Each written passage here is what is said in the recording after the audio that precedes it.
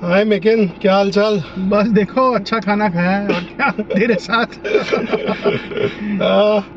कैसे हो भाई लोग? और सेकंड वीडियो लेके आ गए हम, मैं और मेकिन, राइट। ये वीक का थोड़ा बहुत ओवरव्यू लेके आए हैं और एक वर्ड ऑफ कॉशन भी है साथ में।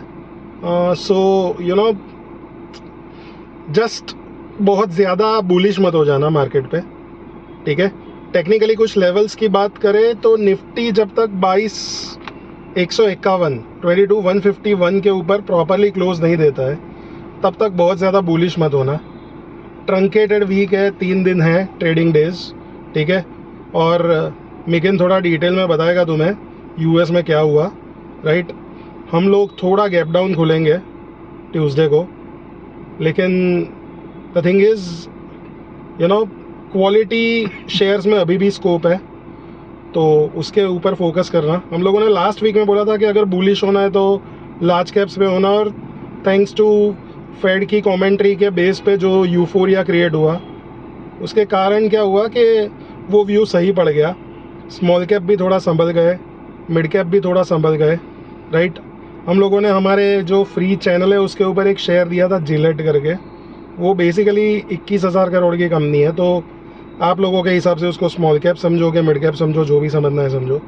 मैं 25,000 करोड़ के ऊपर ही मिड कैप समझता हूँ, तो मेरे हिसाब से तो वो स्मॉल कैप ही है। तो वो अच्छा परफॉर्म कर गया, 5-6% प्लस है, ठीक है। तो ऐसे अच्छे क्वालिटी शेयर्स में आप इन्वेस्टेड रहिए। बाकी ये 3 दिन निकल जाए उसके बाद थोड़ा एक प्रॉपर व्यू बनेगा मार्केट का, तब तक trade with caution, right. And if you are investing for long term, only buy quality things, ठीक है। एक मेरे हिसाब से एक अच्छा ब्रेकआउट आया है SRF के अंदर, it is looking good for long term. और सर वो मेरा शॉर्ट कॉल है। कॉल बेचियो ओ राइट, सॉरी मिकिन। तीन दिन का ही सवाल है, देखते हैं। नहीं, मेरा तो मतलब 6 महीने का व्यू है, right. 15% return 6 months, right. SRF looks good, right. Small cap में एक रिको ऑटो अच्छा लगता है, ठीक है। तो ये अच्छी क्वालिटी चीज़ों पे फोकस कीजिए, और बाकी थोड़ा मैक्रो व्यू मिकिन से सुनिए, ठीक है। उसकी मास्टर ही है ग्लोबल मैक्रो समझने में, ठीक है। तो he will guide you. Yes sir. Right sir.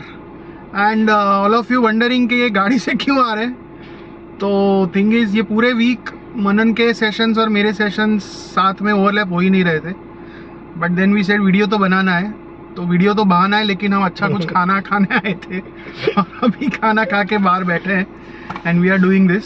So see anyways, Federal Reserve का ये आया था, जो अभी मीटिंग था उसका आउटकम आया था। आउटकम तो सबको पता था कि रेट्स को होल्ड करेंगे, लेकिन जो सबसे बड़ी चीज़ है, the markets are hoping, the markets are basically thinking कि भाई अभी रेट कट्स आएंगे यूएस में। और फेडरल रिजर्व का जो कमेंट्री आया वो एक्चुअली बहुत ज़्यादा पजलिंग था।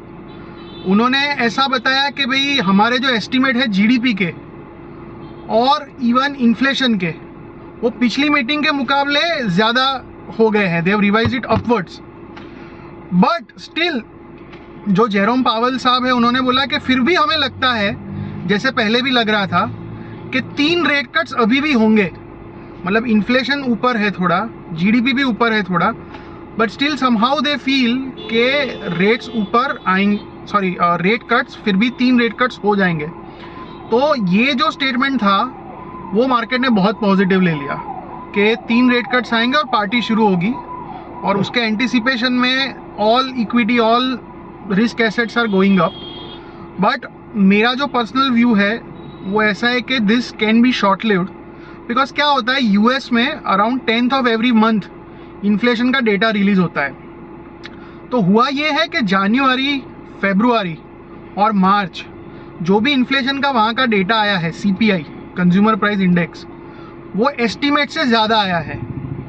लेकिन अब तक ये लोग ये कहानी चला रहे कि नहीं ठीक है थोड़ा ऊपर आया है, but that is not enough to convince Fed कि अभी भी इन्फ्लेशन कंट्रोल में हो जाएगा। सी टारगेट इज 2% इन्फ्लेशन, अभी वहाँ चल रहा है 3-3.25%। तो जो पॉजिटिव कैंप है वो मान रहा है कि नहीं ये नीचे आ जाएगा। तो हमारे लिए की डेट होगा 10th अप्रैल। 10th अप्रैल को इनका डेटा आने वाला है सीपीआई का।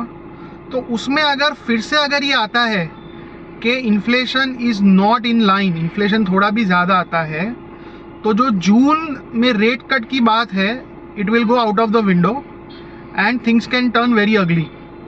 एंड ये रियलाइजेशन अभी थोड़ा थोड़ा आ रहा है। कल भी आप देखो डाउ जोन्स 300 पॉइंट तकरीबन गिरा था।